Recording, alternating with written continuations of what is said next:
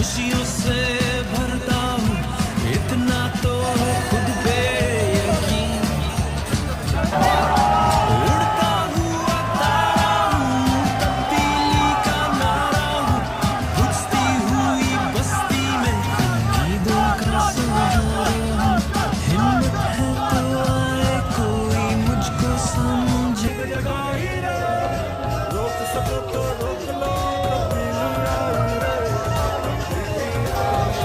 Let's